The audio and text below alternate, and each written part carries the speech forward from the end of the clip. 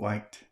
Hi, I'm streaming this video today from my office located in Secwepemc, the unceded and traditional territory of the Secwepemc Nation, within what is known today as the province of British Columbia, Canada.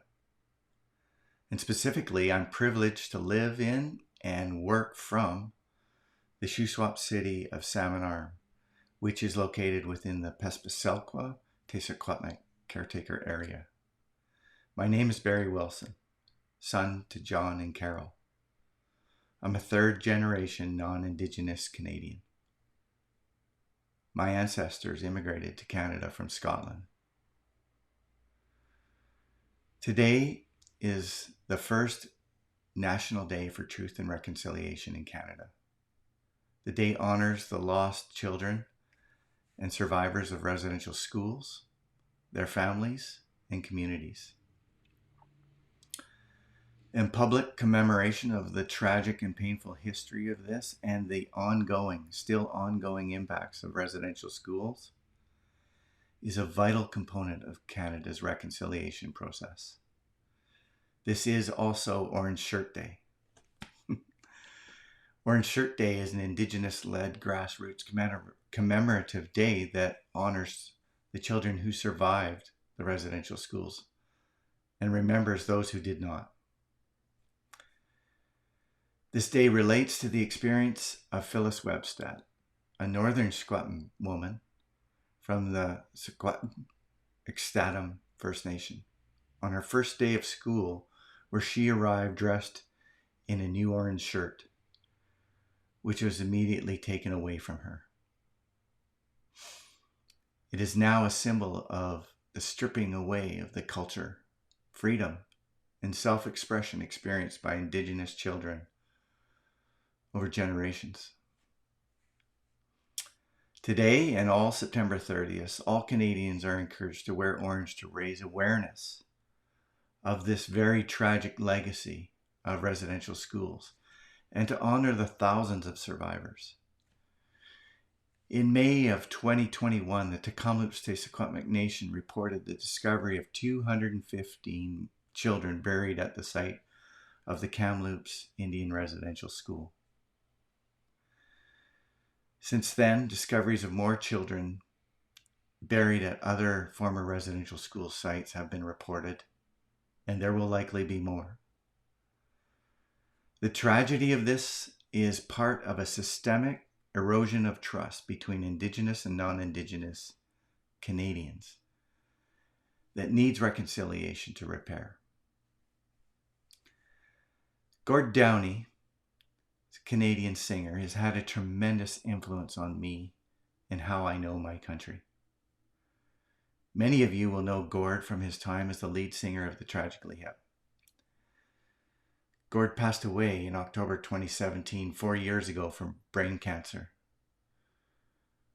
But one of his final projects was writing The Secret Path, a 10-song album, a movie, and a graphic novel about Chani Wenjack. Chani was a young boy who died on October 22nd, 1966. I was 6 months old that day. I want to share with you from the back of that book.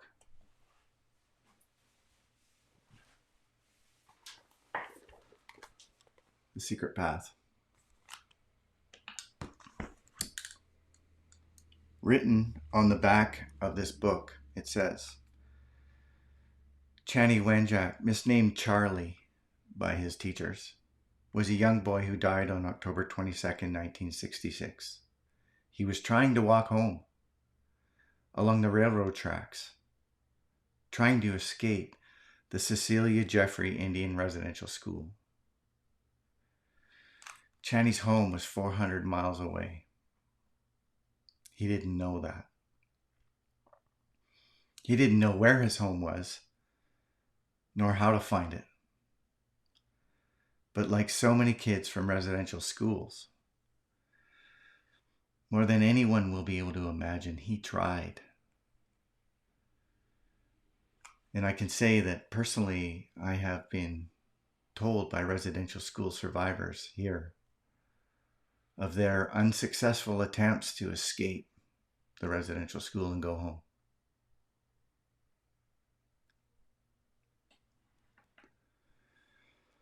The book goes on to say Chanie Wenjack haunts us. His story is Canada's story. I believe this next sentence refers primarily to non-Indigenous Canadians. We are not the country we think we are. We are not the country we think we are. History will be rewritten. All of the residential schools will be pulled apart and studied. The next 100 years are going to be painful and unsettling as we meet Chanie Wenjack and thousands like him, as we find out about ourselves, about all of us.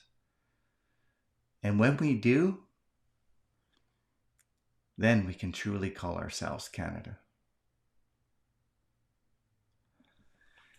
For me, a major part of reconciling is taking action to repair a damaged relationship.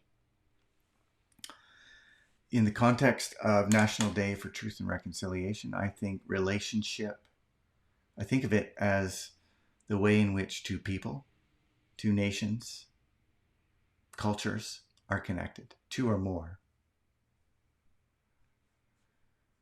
And trust is the foundation of a strong connection, always. So in this place we call Canada, the relationship between Indigenous people and non-Indigenous settlers who came from other lands to establish colonies here was initially one of complete trust. The newcomers were welcomed.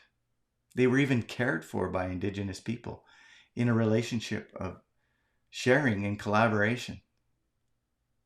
However, this trust between cultures and people has been eroded over time, and in my opinion, primarily by the new colony and then the nation of Canada. Now, the national statutory holiday today is an important step on the path of reconciliation that all Canadians must walk together. And it is a long journey. As Gord wrote, the next 100 years will be painful. This erosion of trust in this relationship between non-Indigenous and Indigenous people took more than a century to get where we are today. It won't be fixed overnight. Not in a year, probably not in a decade. And it's more about a willingness to walk together with two ways of knowing, acknowledging our past, including the very ugly parts of it that haven't been well understood, at least by non-Indigenous Canadians. A willingness to walk together with two ways of knowing stronger for our diversity. And I believe it's helpful to acknowledge ways in which trust is broken so that we can repair it. And when I think back, I think about relationships and how trust can be broken, and I think about Canada's experience. Here are 7 ways that trust can be lost in relationships that we should be thinking about. Number 1 is broken promises. I invite you to explore and learn and decide for yourself. Has the Crown upheld the Royal Proclamation of 1763 and its treaties, where it made treaties? In some places, like where I live, there aren't treaties. This is unceded land. Has the Crown upheld its side of the relationship? Broken promises. Number 2, a power imbalance, especially when one is oppressing another.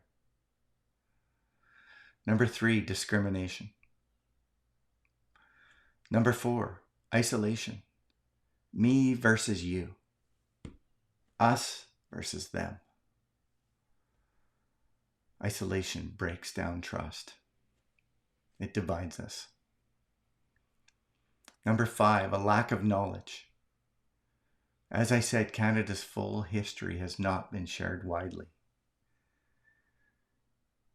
Canada is not the place we thought it was. Until I pursued learning on my own as a non-Indigenous Canadian, I had little knowledge of the actions and the effects of colonization in Canada, despite it being all around me. I mentioned in one of my CFX, The Connection of Things shows, I was ignorant and uninformed about the history of my country. Number 6, of the things that erode trust, ineffective communication. And in many ways, this has been a failure to understand and bridge two ways of knowing. We really need to work on that. And number 7, relating especially to today, abusive behavior. Residential schools, but also the 60s scoop, are just 2 examples. So on this day and every day going forward, I ask of myself and of you, all my fellow Canadians, to take time to listen, to learn, and to keep these 7 ways in which trust can be eroded in mind and guard against them. This is not something that simply the government can do for us. This is something that we have to take on personally and be accountable for ourselves. Our actions will speak much louder than our words. So you and I must take personal accountability for repairing this relationship. And I believe it starts with increasing awareness and learning, which is a big part of this day and why I'm making this video, and intend to continue with this Reconciling Canada video series to increase awareness and learning as I myself learn and become more aware.